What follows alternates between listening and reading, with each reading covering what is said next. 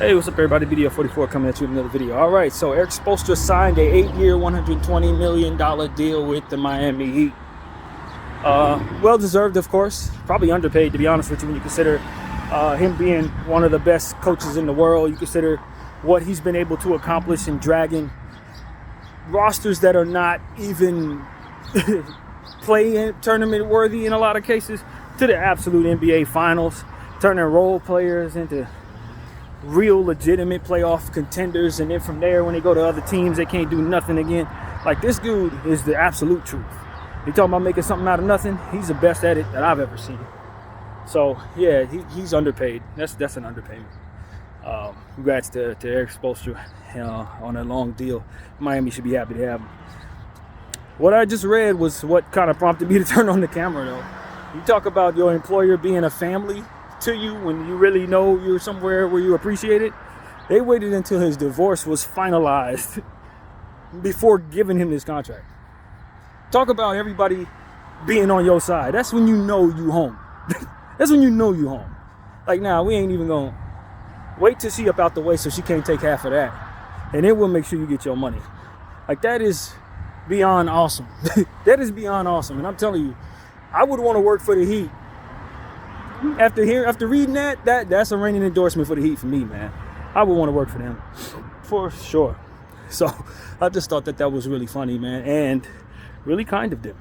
Very, very kind of them. But yeah, man, Erik Spoelstra, fantastic coach. Miami Heat do have some things to do with their roster, in my opinion, that kind of make them improve a little bit.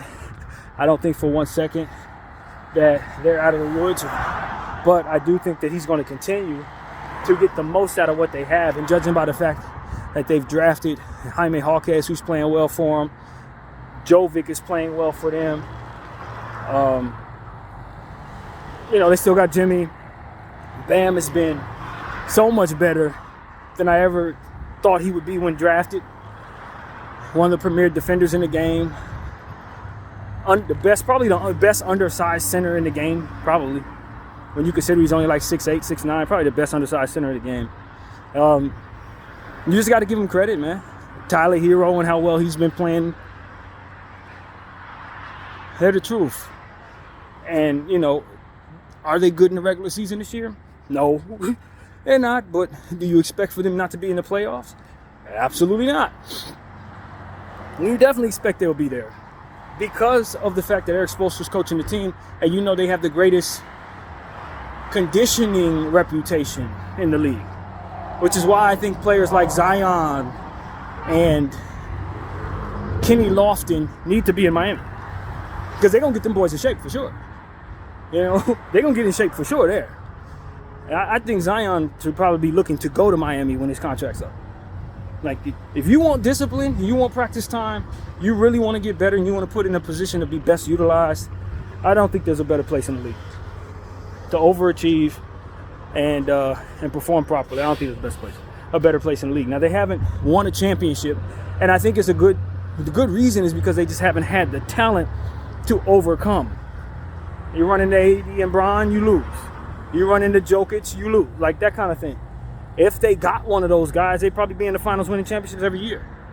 And so that's something that I think is important. I think that one of these superstars will eventually go there understanding this. It's obvious at this point for me. If I'm Giannis, Luka the Don, I don't know why Miami wouldn't be on my list, because all they're missing is me. So all they're missing is me. Or even a guy like Cade Cunningham or somebody like that. All they're missing is a leading guy that can get them over the hump. That's it.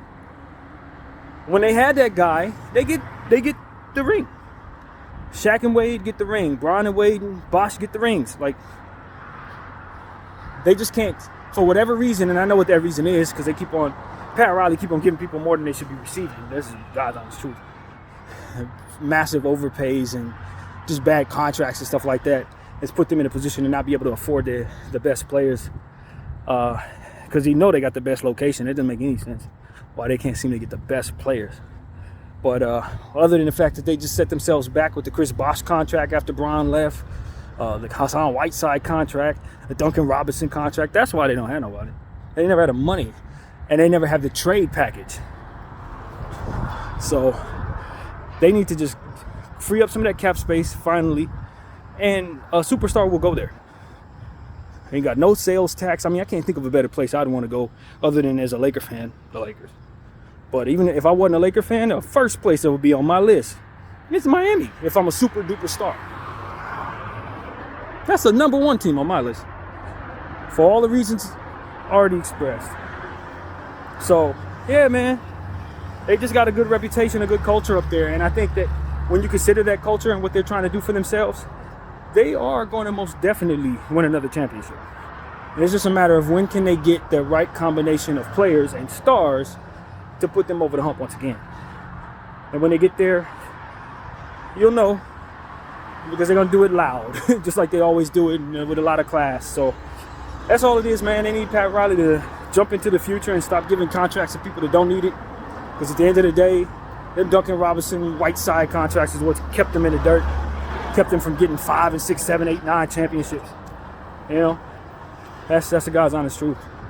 So, yeah, man, that's really what the thought is, man. I hope everybody's having a fantastic morning. I'm enjoying talking about this Heat team, even though I'm not a Heat fan by any stretch of the imagination. Please don't get that confused. I don't like the Heat at all. I'm a Laker fan. I don't like the Heat.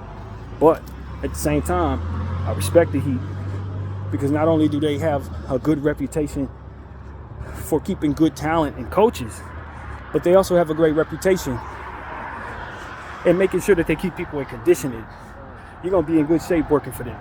You're going to be in good shape on their team. They're going to demand it. And so that's what I like about the Miami Heat, man.